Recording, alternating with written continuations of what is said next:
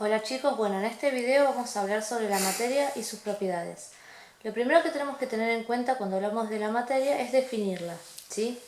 Materia es todo aquello que tiene masa y volumen. Cuando hablamos de masa hacemos referencia a la cantidad de materia que tiene un cuerpo y cuando hablamos del volumen del espacio que ocupa ese cuerpo, ¿sí?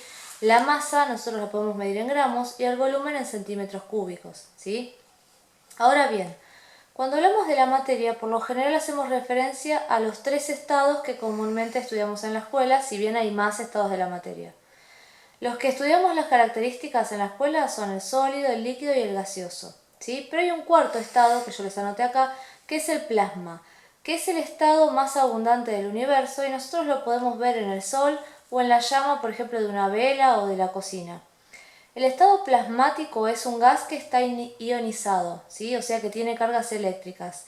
Por lo tanto, a diferencia del gas, el plasma puede conducir la corriente eléctrica, ¿sí? Y si bien yo les mencioné recién el ejemplo de la vela, donde nosotros podemos ver el plasma en la llama, tenemos que tener en cuenta que en la llama hay plasma, pero no toda la llama es plasma, ya que hay radicales libres dentro de la llama, ¿sí? Ahora bien, para mencionar un poquito acerca de las características de los estados, yo acá les hice un dibujito del estado líquido, del estado sólido y del estado gaseoso, ¿sí? Y en esto lo que nosotros estamos representando es cómo están las moléculas o las partículas distribuidas, ¿sí?, en el espacio. Y según esa distribución de las partículas son los estados las propiedades que pueden tener. Tenemos que considerar que cuando hablamos de los movimientos que pueden tener las partículas, hay tres movimientos, ¿sí?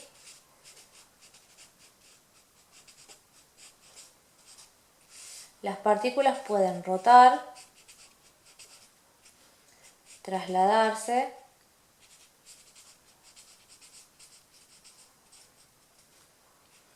y vibrar,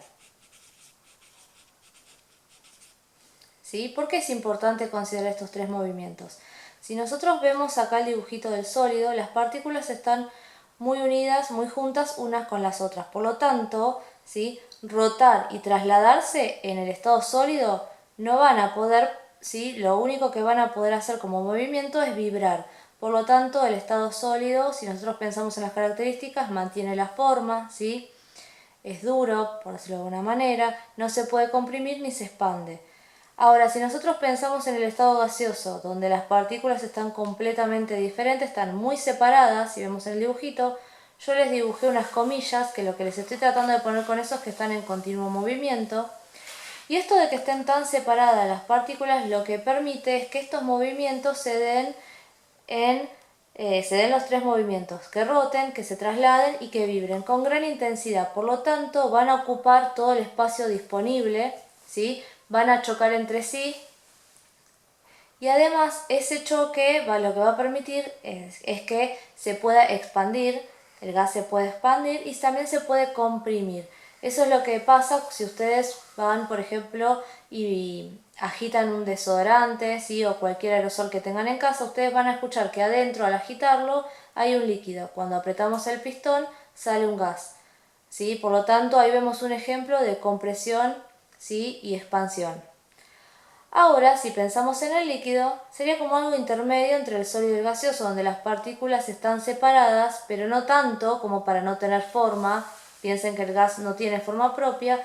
En el líquido tiene la capacidad de fluir, ¿sí? Si yo lo derramo, si vuelco un vaso de agua va a fluir, y además se puede adaptar al recipiente. Si está en un vaso, el líquido tiene una forma, si lo paso en una jarra va a tener una forma distinta, ¿sí? Y tampoco se puede comprimir ni se puede expandir.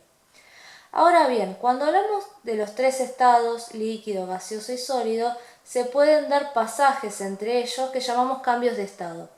Pero para que estos cambios puedan ocurrir tienen que haber cambios, como yo les anoté acá, en la temperatura y en la presión, ¿sí?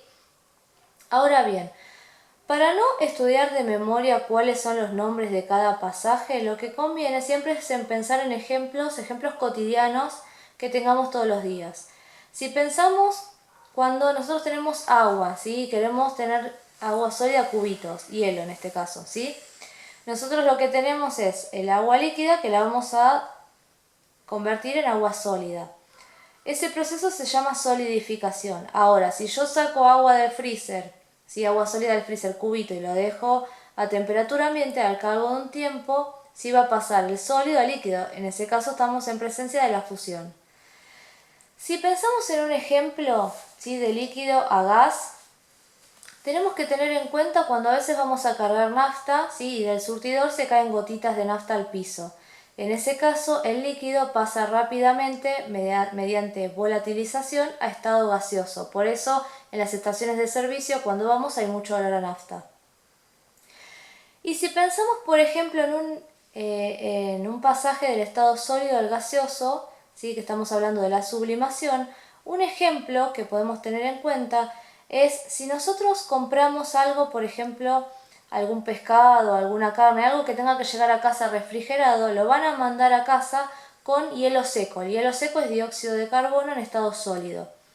Cuando nosotros abrimos el paquete y ponemos el paquetito, por lo general viene en un paquete de plástico, lo ponemos en el fregadero o en la pileta de la cocina, vamos a ver cómo rápidamente sale una bruma, una niebla blanca.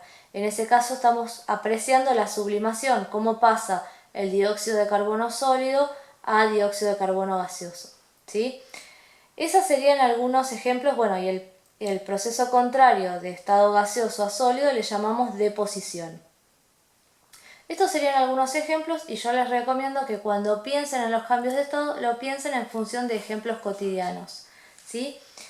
Y de licuefacción podemos pensar cuando nosotros enfriamos, ¿sí?, y comprimimos un gas, ¿sí? En ese caso lo que estamos haciendo es una licuefacción. Ahora bien, vamos a hablar un poquito sobre las propiedades de la materia. Cuando hablábamos de la materia recién, nosotros hablábamos de que era todo aquello que tenía masa y volumen. Y cuando pensamos en las propiedades, la vamos a clasificar de acuerdo a si dependen de la cantidad de materia que tengan o no, ¿sí? Si influye la cantidad en esa propiedad o no, mejor dicho. Cuando hablamos de propiedades extensivas, son aquellas que dependen de la cantidad, ¿sí? O sea que si yo tengo más cantidad, va a influir en la propiedad. Eso sería el peso y el volumen. Obviamente también entraría la masa, ¿sí? No es lo mismo si yo tengo, por ejemplo, una flautita de pan que si tengo 5 flautitas, ¿sí? En ese caso estamos hablando de la masa, ¿sí?, que sería la cantidad de materia, en este caso la cantidad de pan, se afecta, o sea, esa propiedad cambia con la cantidad, por lo tanto es una propiedad extensiva. Si pensamos en las propiedades que no dependen de la cantidad, que no cambia si yo tengo una muestra grande o una muestra pequeña, hacemos referencia a las propiedades intensivas. Y yo acá les puse algunos ejemplos, ¿sí?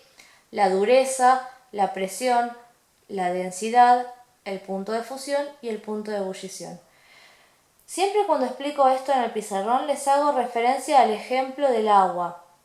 Pensemos cuando vamos a preparar el agua para el mate o para hacer unos fideos, ¿sí?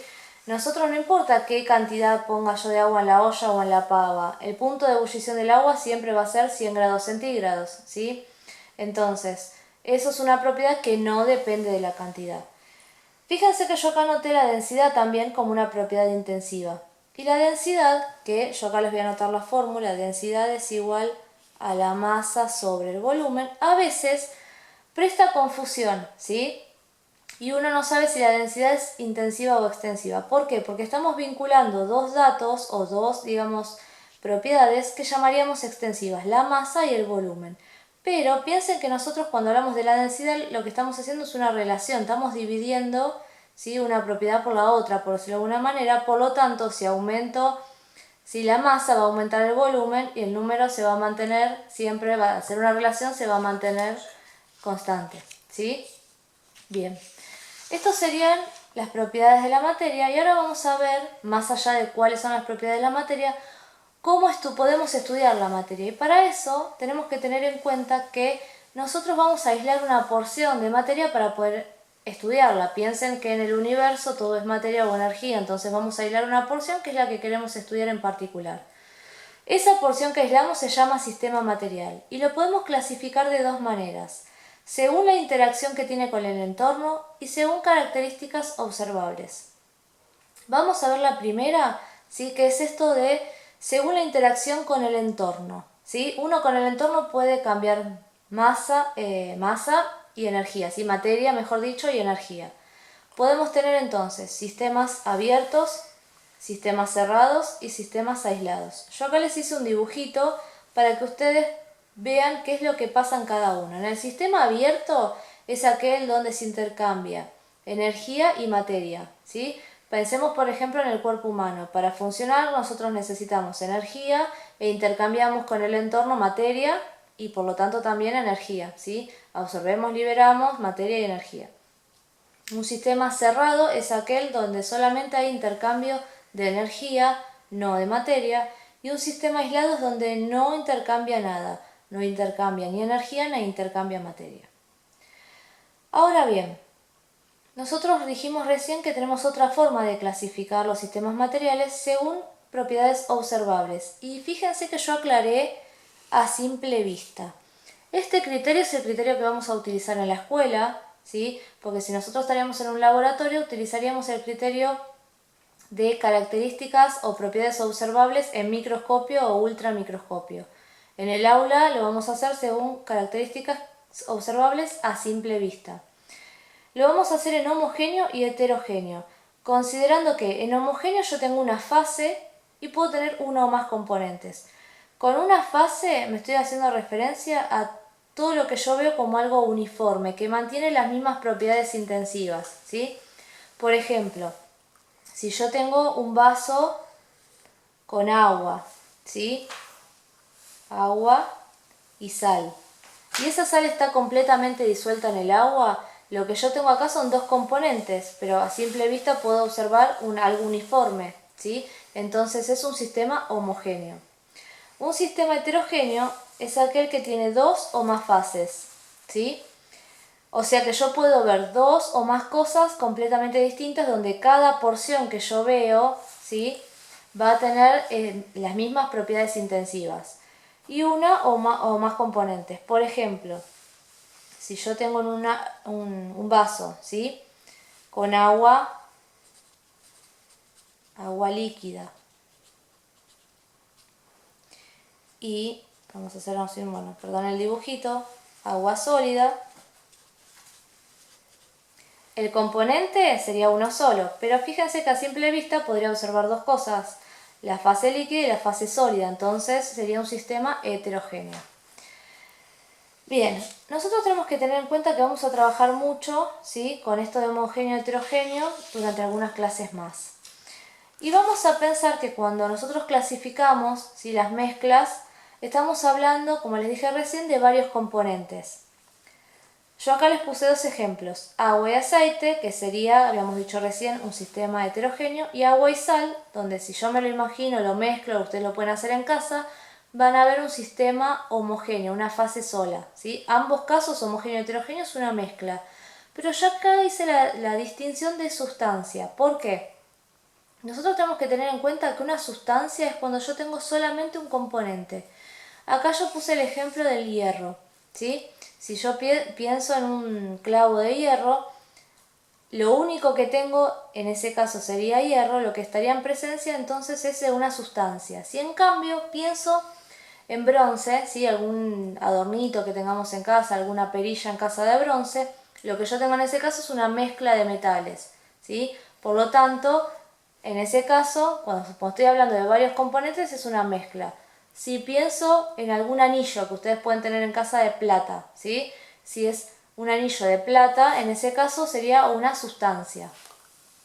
Si pensamos en el mercurio, por ejemplo, que está dentro de un termómetro, también sería una sustancia. Si en cambio pienso en un perfume, ¿sí? Que tiene agua, alcohol y esencias, en ese caso son muchos componentes, sería una mezcla. Entonces, volviendo a las definiciones de homogéneo y heterogéneo, yo acá hice una distinción un poquito más profunda. Recuerden que en la hoja anterior les había dicho que en la escuela, o en el aula mejor dicho, trabajamos homogéneo y heterogéneo en función de lo que veo a simple vista, pero que en el laboratorio lo hacemos en función de lo que vemos en el microscopio o en ultramicroscopio. Si nosotros tomamos entonces en este caso características que vemos en el microscopio, Diríamos que una mezcla homogénea serían solamente las soluciones, donde nosotros tenemos dos componentes como mínimo y vamos a tener uno que está en mayor proporción y otro u otros que están en menor proporción. Un ejemplo de solución sería el que yo les puse acá de agua y sal, ¿sí? En ese caso sería una solución. Si yo miro esta mezcla en un microscopio, no voy a poder distinguir los componentes.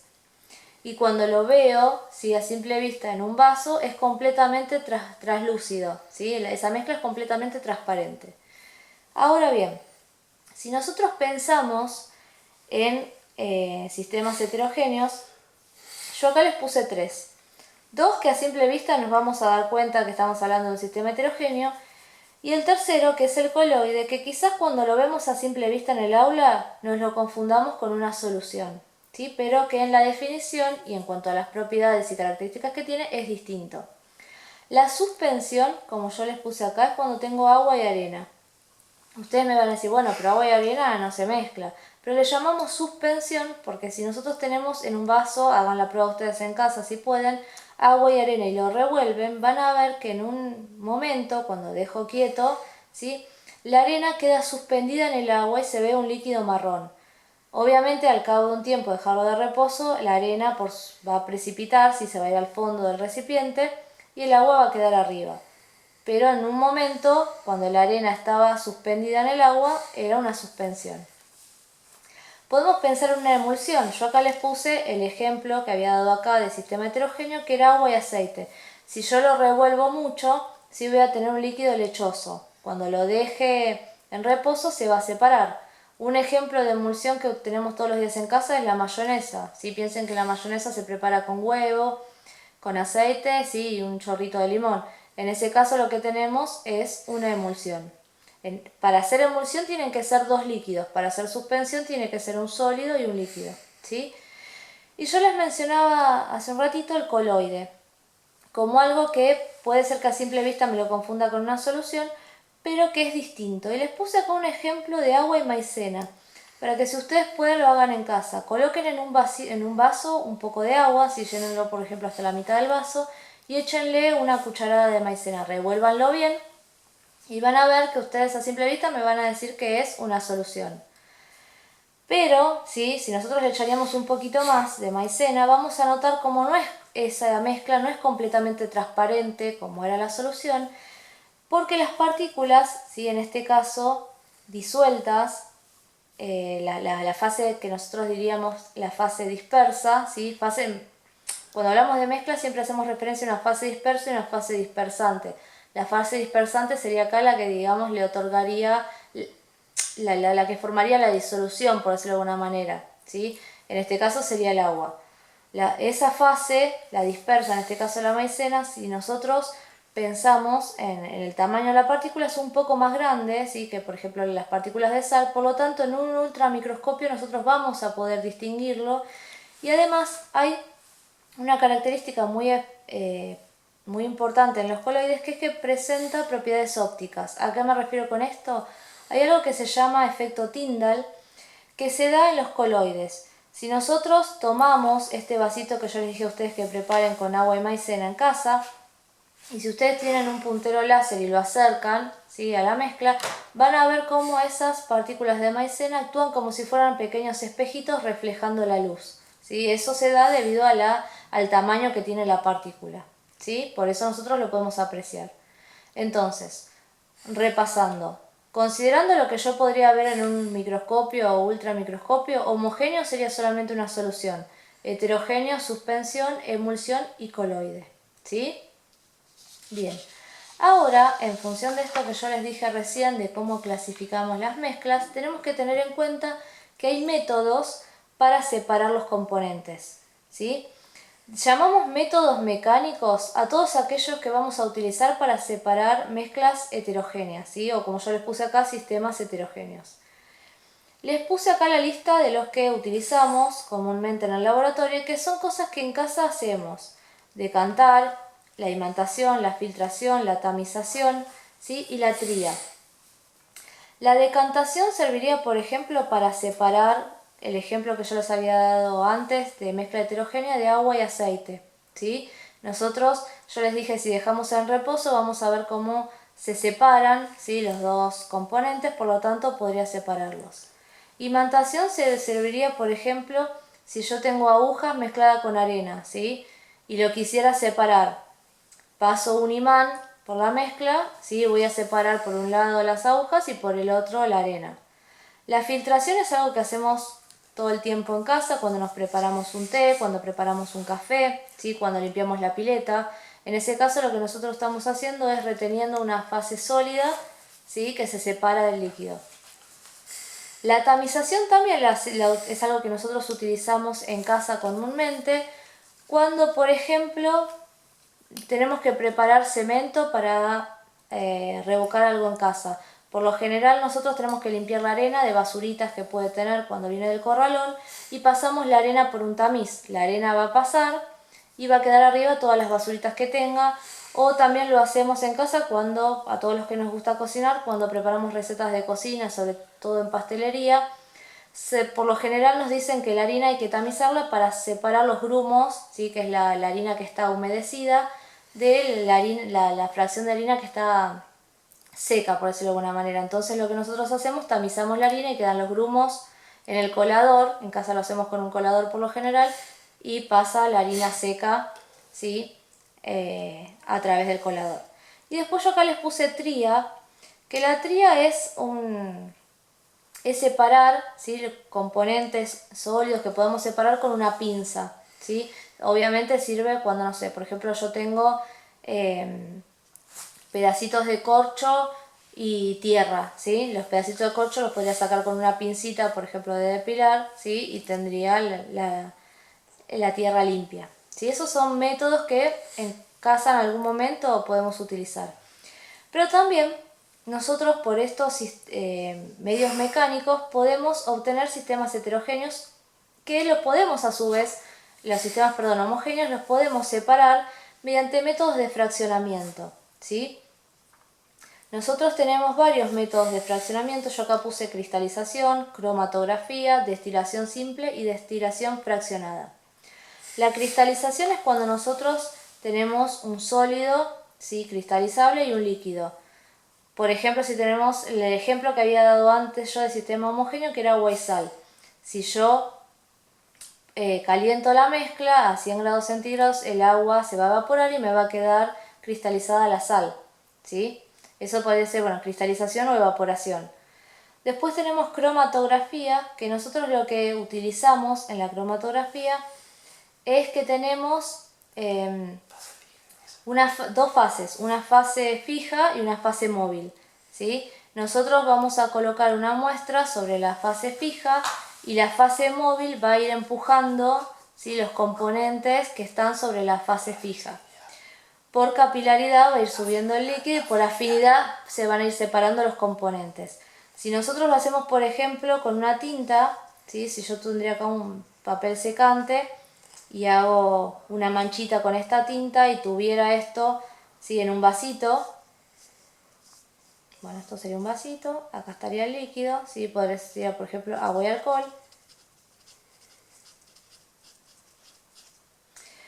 Nosotros, el papel, ¿sí?, si fuera una cromatografía de papel, sería la fase fija y el líquido sería la fase móvil. Por capilaridad el líquido va a ir subiendo y si hay componentes, sí, que se puedan separar, cuando va subiendo el alcohol y el agua, si tienen afinidad los componentes, se van a ir separando, ¿sí?, en franjas de color, ¿sí? Eso sería una cromatografía.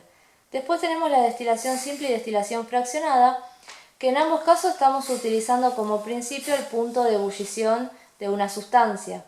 La destilación simple sirve para separar dos líquidos y la destilación fraccionada para separar mezclas de distintos líquidos con distintos puntos de ebullición. Por ejemplo, el petróleo, ¿sí? Nosotros, como sabemos, como han leído ustedes en revistas, en diarios y han visto en la tele, del petróleo, del crudo, obtenemos un montón de cosas, desde el gas que utilizamos en casa para cocinar a gases más pesados como el propano y butano que están en los aerosoles, como habíamos mencionado hace un rato en un ejemplo. Y también tenemos fracciones líquidas como las naftas, ¿sí?, las más livianas de automóviles, las más pesadas como las naftas de avión, Todo eso se separa del crudo mediante destilación fraccionada, ¿sí? Que va aprovechando los distintos puntos de ebullición. Y lo que nosotros estamos obteniendo, cuando tenemos un sistema homogéneo y vamos separando los componentes, obtenemos una sustancia, una o varias sustancias, ¿sí? Bueno, igual con respecto a esto yo voy a hacerles un video nuevamente con algunos dibujitos un poco más lindos que este que hice acá y que se entiendan un poquito mejor. Pero bueno, la idea de este video era comprender cuál es la definición de materia, repasar las definiciones de mezcla de sustancias, cómo clasificábamos las mezclas y cómo clasificábamos las propiedades de la materia. Bueno, espero que les haya sido útil.